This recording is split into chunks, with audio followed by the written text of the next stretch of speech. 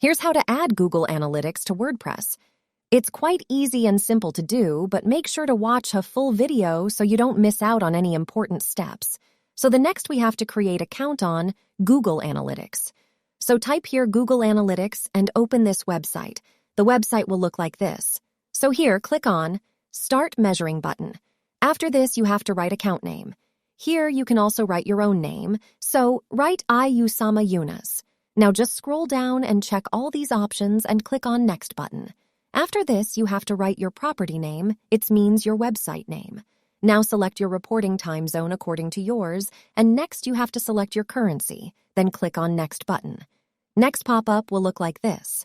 Here first, you have to select your category. After this, select your bussiness size. Then click on Next button, and here you have to select your objective. Just select one of them, and then click on Create button. The next pop-up will look like this. Here you have to select all the terms and policies of Google Analytics and click on I accept.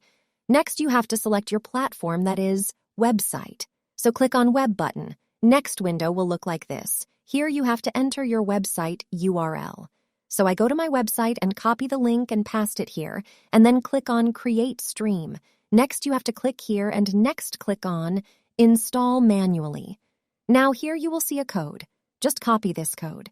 The next is to come to your website and click on the Appearance button, which is on the left side of the screen, and then click on Theme File Editor. Then click on Theme Herd, which is on the right side of the screen. Here you will see a header, you have to paste the code here. Now scroll down and click on Update File. Now back to the Google Analytics here, you can see your website is linked with Google Analytics.